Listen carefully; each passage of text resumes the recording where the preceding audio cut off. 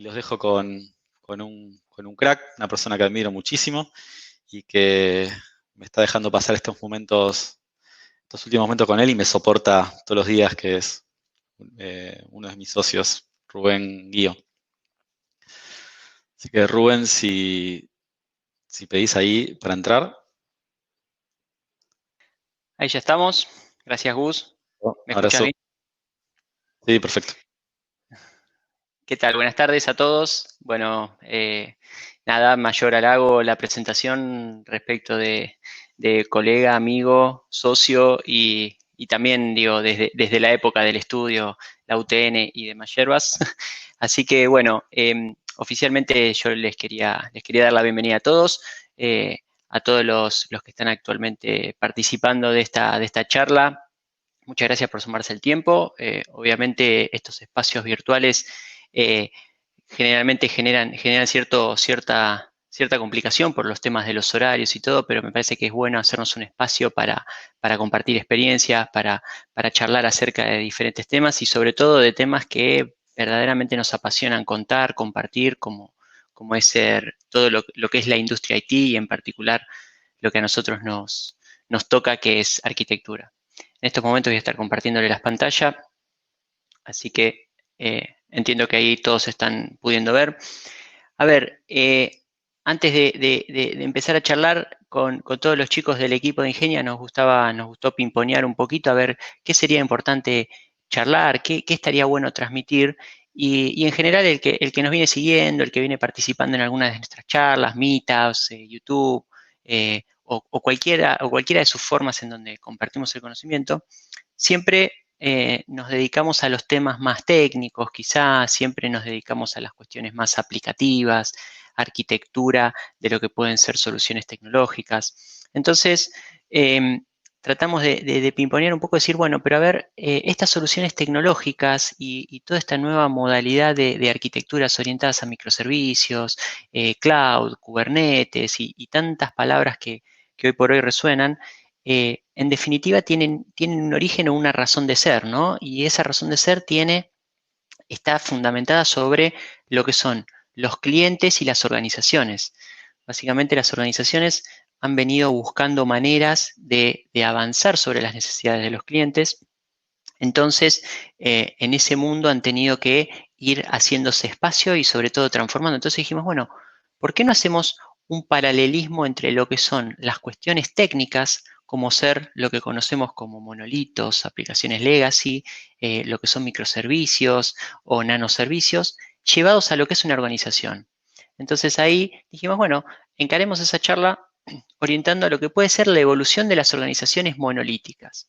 ¿Y a qué nos estamos refiriendo? Nos estamos refiriendo simplemente así como nosotros desde el software estamos evolucionando constantemente lo que es la solución en pos de que sea más rápida, en pos de que sea más óptima en el consumo, haciéndolas más sustentables, por esto que contaba anteriormente Gustavo, y demás cuestiones, las organizaciones pasan por un ciclo de vida más o menos similar.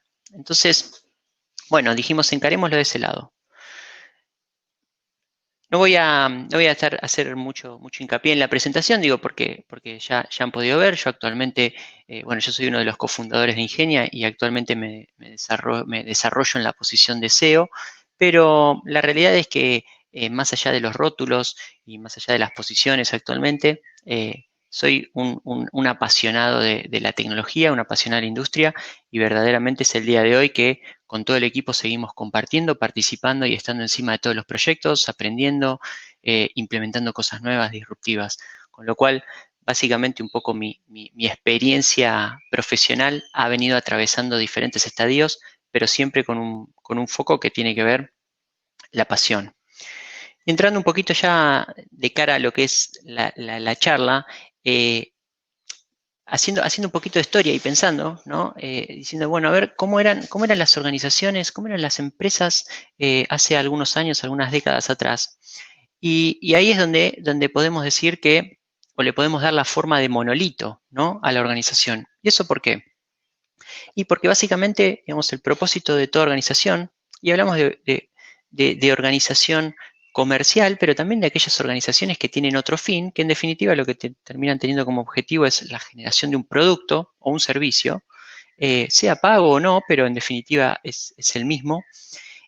Básicamente generaban ese producto o servicio a fuerza de grandes estructuras organizativas que tenían que ver con personas que de alguna manera eran los responsables de llevar adelante todas y cada una de las tareas. Obviamente esas tareas y esas actividades que realizaban las personas estaban dadas y organizadas por todo el set de procesos, procedimientos y un sinfín de papeles, y básicamente tenían o se apoyaban sobre equipamientos que hace décadas atrás eran simplemente el soporte para una tarea, ¿no? Es decir, hace 20 años atrás una computadora se utilizaba solo como soporte a una tarea en lugar de escribir a máquina o escribir a mano, o procesar algún texto o generar alguna cuestión. Entonces, de alguna manera, lo consideramos como monolito por el hecho de que era muy complejo el crecimiento, porque el crecimiento era exponencial, era todo lo que la organización quería hacer diferente o más rápido o de otra manera tenía o estaba basado en contratar más gente, contratar y tener más equipamiento, crecer en volumen en cuanto a tamaño de edilicio, y de alguna manera era una especie de mamut o de gran elefante que cada paso que daba hacía temblar a todo su alrededor, ¿no? ¿Qué pasa? Básicamente ahí empezaron a llegar estas personitas, llamémoslo, denominados clientes, ¿no? Que de alguna manera lo que hicieron fue poner en jaque a esas organizaciones o esa forma de entregar ese producto o servicio. ¿Y por qué las pusieron en jaque? Y básicamente porque sus necesidades requerían otros tiempos, requerían otra velocidad, requerían otra característica, requerían otra customización, y un poco haciendo más historia todavía, si lo pensamos en la época, no sé, de Ford o de Chevrolet. En su momento Ford, cuando salió, se hizo extremadamente hábil y veloz en producir un vehículo y básicamente tenía la característica de por su sistema de montaje y por su sistema de fabricación lo podían producir muy rápido, pero tenía una gran limitante que era básicamente que producían un solo tipo de vehículo. Entonces, ¿en dónde empezó a ese modelo de producción a tambalear? Al momento de que los clientes empezaron a tener otras necesidades. Dijeron, bueno, pero entonces yo quiero un auto que venga a otros colores. Bueno, yo quiero un auto que venga con otro tipo de rueda, con otra comodidad. Y ahí fue donde Chevrolet o General Motors salió a la competencia y empezó a producir variantes de autos. Y ahí es donde empezó a competir. Y básicamente este cambio y esta evolución que se veía dada era exclusivamente porque justamente el público estaba exigiendo más cosas. Entonces, bueno, obviamente como las organizaciones no son ni más ni menos que sistemas vivos, porque básicamente están compuestos por personas, empezaron a buscar la manera en la de ir evolucionando y adaptándose a ese cambio. Entonces ahí nosotros, digamos, no estamos acá y no pretendemos definir un estadio de madurez, no pretendemos definir nada más que algo gráfico y para que sea totalmente entendible para todos. Nosotros enmarcamos a ese proceso evolutivo en estadios, ¿no? En stages.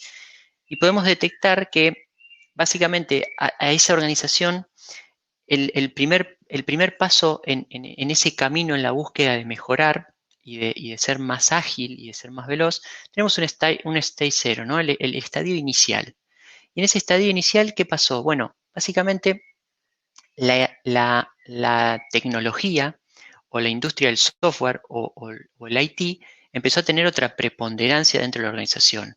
Empezó a tener más importancia que aquella que solo era un costo o que solo era un gasto en el que había que destinar dinero. Entonces, básicamente se siguió apoyando en numerosas personas, se siguió manejando a través de esos procesos y equipamiento, pero esas personas ya empezaban a tener grupos y equipos de trabajo y sobre todo se vio en todo lo que tiene que ver con la parte de software porque ya la organización empezó a tratar de automatizar tareas manuales o a ver cómo resolver esas problemáticas del día a día que resolvían muchas personas, muchos empleados, y para eso, obviamente, tenían que desarrollar software. Software que obviamente lo tenían que desarrollar equipos de programación, y obviamente al haber más cantidad de piezas de software ejecutando en la organización, obviamente requerían más sistemas de almacenamiento y sistemas de procesamiento, servidores, data centers, etc. Y obviamente al aparecer esos servidores, esos data centers, y tener un montón de sistemas dando vuelta dentro de la organización, aparecen las primeras formas de equipos de operaciones de IT, ¿no? que básicamente que tenían como primordial actividad el hecho de darle soporte a la operatoria.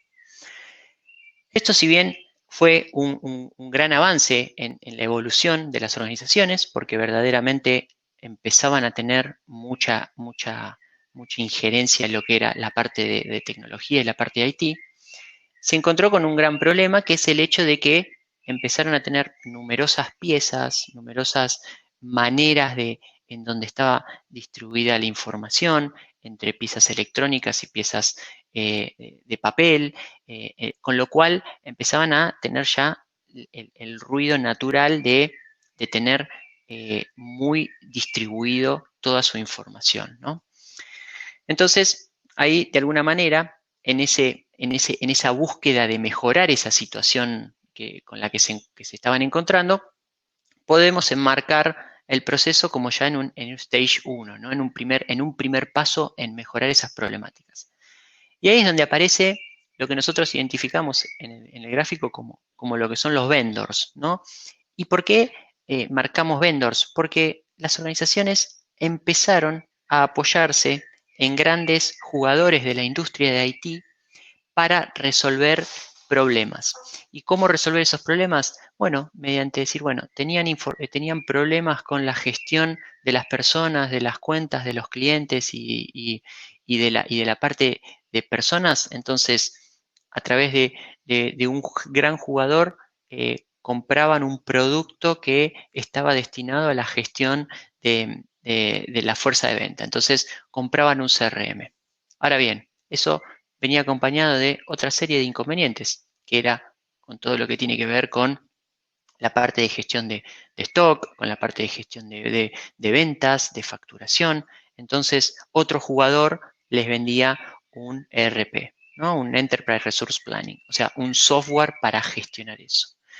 Y a su vez se le presentaba otro tema, que era decir, bueno, ¿cómo expando mis ventas? ¿Cómo hago a llegar a ese público que no llega a tener contacto físico con mis sucursales o con mis productos? Entonces apareció el e-commerce, bueno, y ahí aparecía otro jugador que le vendía el producto de e-commerce. En general eran todos jugadores diferentes porque cada uno de esos tenía su especialización en los productos. Ahora bien, si bien empezaron a resolver esa situación, se empezaron a presentar otros nuevos problemas que se daban, ¿no? Con que la organización empezaba a tener grandes silos de gestión y de información. Entonces, muchas veces lo que le vendía el vendor 1 no tenía ningún tipo de relación con lo que le estaba vendiendo el vendor 2, con lo que le estaba vendiendo el vendor 3 y así sucesivamente. Y eso se daba por varias cosas, entre ellas, primero porque la organización todavía no tenía esa visión de arquitectura, esa visión de estrategia IT, todavía está en un estadio incipiente en esa evolución o en esa madurez. Entonces, generaba esos silos de trabajo. Y obviamente esos hilos de trabajo no tenían ningún tipo de interconexión más que la que podían dar sus operadores, sus miembros. Entonces empezaron a tener problemas de gestión, problemas de clientes, de ventas, de faltantes, todo lo que gestionaba el sistema de ventas a través del e-commerce no se replicaba en lo que era el stock, en el sistema de stock del ERP, y a su vez las cosas que se le vendían a un cliente, quizá el cliente estaba duplicado, entonces empezaron a tener problemas de inconsistencia a nivel no solo de datos, sino de procedimientos.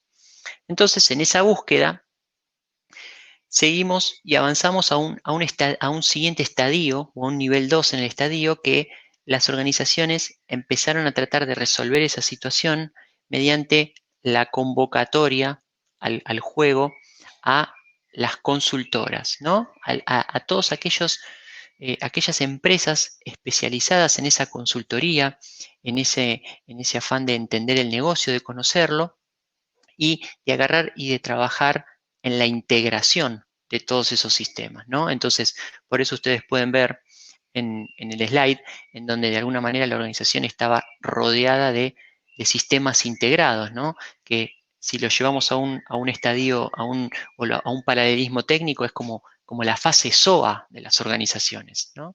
Entonces, básicamente estas consultoras, que básicamente tenían mucho expertise en lo que era integración, en lo que era cómo cruzar sistemas, cómo interconectar, etcétera, trabajaban mucho con el ver cómo comunicar. Entonces, ¿qué pasa? Teníamos a la organización que por un lado tenía un sinfín de vendors que le vendían productos, por otro lado tenían un conjunto menor, pero igual grande, de consultoras o de grandes empresas que le trabajaban en entender ese procedimiento, y si bien resolvían el problema que tenían en el estadio anterior, se presentaban o se paraban ante nuevos problemas, ¿no? Que tenían que ver con el hecho de ese espagueti, ¿no? Esa cuestión de que el estar todo conectado con todo generaba un acoplamiento y una cohesión entre los diferentes procesos, entre las diferentes operaciones y sistemas, que era muy complejo, y ni que hablar al momento de alguna manera tener que generar algún cambio. La dependencia que había entre unidades eran terroríficas. Y básicamente todo este proceso de este estadio de evolución, de alguna manera lo aceleró. Acá es un guiño para todos aquellos que tenemos alguna formación matemática, que es la fórmula de la aceleración, ¿no? Que es el delta de velocidad sobre tiempo.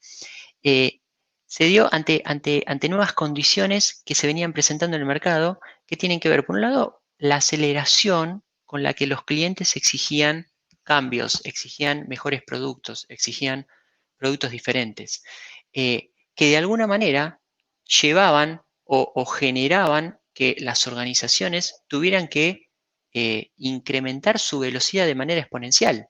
Es decir, obviamente las organizaciones, en la velocidad en la que venían mutando y modificando, no iban nunca a poder atender esa velocidad o esa necesidad de los clientes, ¿no? Lo cual fue un punto disruptivo en ese momento. Y otra de las grandes condiciones, que quizá no se ha visto en los últimos 20 años, pero sí quizá en los últimos 10 quizá, y cada vez se ve con más periodicidad, es la injerencia de IT en lo que es la sociedad y el consumo de nosotros seres humanos, ¿no? Hoy verdaderamente es imposible pensar un ecosistema de vida en donde no haya, no esté cruzada por algún elemento de IT. Entonces, todos esos elementos de IT, que son piezas que las personas utilizamos, que interactuamos, que pedimos, que compramos, que pagamos, y que generan información y que se tiene que procesar y que tiene que generar respuesta y que tiene que dar feedback. Entonces, todo ese volumen de información, dado por diferentes tipos de tecnología y por diferentes sistemas y software, han hecho que las organizaciones tengan que replantearse muchas de las cuestiones internas. Y ahí es donde básicamente esto generó un punto de disrupción y de alguna manera hizo estallar, en sentido figurado, hizo estallar al modelo organizacional tradicional que se venía contemplando. Ya no era una cuestión de de cuántos vendors, de cuántas consultoras, o de cuántos empleados, o de cuántas personas, o de cuántas computadoras tuviese la organización. Ya llegó un punto de no escalamiento. No, las cosas, por más personal que se pusiera, no se hacían más rápidas, y verdaderamente chocaban con un montón de cuestiones. Entonces, en ese afán de buscarlo, las organizaciones empezaron a recurrir a otro modelo, y ese modelo básicamente está dado por lo que hoy nosotros llamamos el Stage 3. Este Stage 3, nosotros bajo ningún concepto pensamos que es el estadio final. Lo que nosotros creemos y consideramos es el estadio en el que mejor se adecúan ambas necesidades y situaciones que se dan hoy por hoy.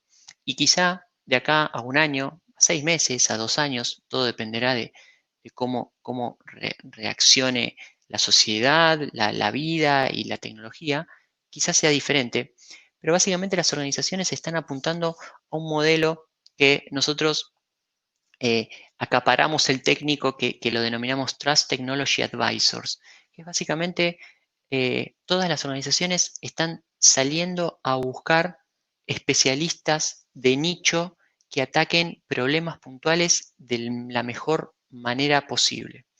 Entonces, nosotros de alguna manera desde Ingenia somos una empresa que apunta a lo que puede ser, por ejemplo, la parte de arquitectura, sobre todo, pero básicamente que tenemos especialización en ese aspecto y tratamos de hacer y de cubrir esas necesidades con el mayor expertise, con la mejor capacidad, con las mejores personas y en los mejores tiempos. Y nos focalizamos en resolver eso de la mejor manera y de la manera más rápida. Asimismo, hay otras que se dedican a todo lo que es seguridad, como también hay otras que se dedican a lo que es el desarrollo, a lo que es operaciones, SRE, DevOps, Big Data, y ni que hablar de Agile, ¿no? Que Agile de alguna manera es un poco transversal a toda esta problemática porque verdaderamente esas organizaciones que se apoyan en estos Trust Technology Advisors bajo ningún concepto podrían tener una buena gestión de esas cuestiones en una organización que no sea ágil. Entonces ahí, por eso mismo también, más allá de decir, de empezar a desmembrar esa organización monolítica en microservicios, lo que de alguna manera queremos llevar como conclusión es que esa organización que antes pensaba que todo lo podía resolver en una caja negra, hoy verdaderamente está abriendo el juego y está transformando sus necesidades en microserviciables y que de alguna manera todos aquellos colaboradores que estamos trabajando con las organizaciones somos servicios que van a resolver de la mejor manera esa problemática y organizaciones que desde ya son lo suficientemente ágiles para ir adaptándose. Entonces, ahí en el modelo podemos ver una organización que debe ser muy reconocida por todos respecto de los roles y de los miembros que tienen, cuando hablamos de squads, de chapters, de tribus, de Agile Coach, de operaciones, de directores, etc. Verdaderamente lo que estamos tratando de identificar y sobre todo acompañar y apoyar esas organizaciones que se encuentran en esa situación en la que se tienen que microserviciar, ¿no? Entonces, básicamente la mejor manera de adaptarse a ese cambio es empezar a partir esa problemática en pequeñas piezas y que esa pequeña pieza sea resuelta de la mejor manera, con la tecnología que corresponde, con el equipo de trabajo que corresponde, en los tiempos que corresponden y sea un trabajo mancomunado entre todas esas fuerzas. Bueno, quería por último agradecer a todos por el tiempo que han tomado, dejar como últimos minutos, nada, el agradecimiento a todo el equipo de ARCONF por habernos hecho partícipes, Santiago por acompañarnos y por instruirnos y por ayudarnos en todo este setup y esta presentación. Quedamos a la espera de verlos en el stand. También quería promocionar a Luciano Salotto, que va a ser una de las personas de nuestros alfiles técnicos del equipo que va a estar contando y va a estar charlando acerca de experiencias más concretas y técnicas, así que no se lo pierdan. Y después el esquema de visitas por el stand, en donde estaremos Gustavo, estaré yo, estarán otros chicos Mercedes, que estaremos contando experiencias, incluso también de la manera que estamos trabajando en Ingenia. Así que, Santiago, todo tuyo. Muchas gracias. Muchas gracias, Rubén. Una excelente charla, igual que la de Gus también contando un poco la historia. Antes de pasar a la siguiente, al cierre y pasar al siguiente episodio de esta aventura, ¿hay alguna pregunta? Vi que no hubo ninguna pregunta en el chat, pero si tienen alguna pregunta que quieran escribir, yo la puedo leer y responderla. Es un grupo tímido, me parece. Es un grupo tímido. O fuimos lo suficientemente claros, una de dos. No, me Quedémonos, inclino más por la primera. quedémonos con la segunda parte. Fueron suficientemente claros como para entender todo a la perfección. Bueno, de todas maneras, tanto Gustavo como Rubén van a estar en el stand de Ingenia Sección Expo o van a estar en Discord disponibles bueno, plataformas disponibles para responder cualquier duda mediante chat o charlas virtuales. Así que gracias, Rubén. Que tenga buen día y bueno, Nos seguimos en el vemos. evento. Muchas Saludos. gracias, excelente charla. Bien, ¿cómo sigue el resto del evento? Ahora el evento se divide en dos partes, o en varias partes. Por un lado, lo que tenemos, ahí un poco lo puse en Discord, vamos a tener la sección sesiones ahora en unos 2 minutos más. Arranca una sesión de Google. Va a estar hablando Crispín Vélez de Google sobre App Modernization, Service Mesh and APIs on Anthos. Es una buena charla para escuchar si quieren tener una introducción de qué es Anthos y para qué sirve y cómo resolverlo. Y siguiendo esta sesión, va a estar acá participando Alex Soto, director de Developer Experience de Red Hat, dando una charla sobre cómo implementar aplicaciones o soluciones Kubernetes Native en Java usando Quarkus. Así que los invito a elegir la aventura que quieran, pero quédense con nosotros, o si no, recorran los stands o hagan espacio networking, pero compartamos y aprovechemos esta experiencia al máximo. Bueno, los dejo acá en unos minutos, nos volvemos a conectar con la charla de Alex Soto en este mismo canal. Adiós.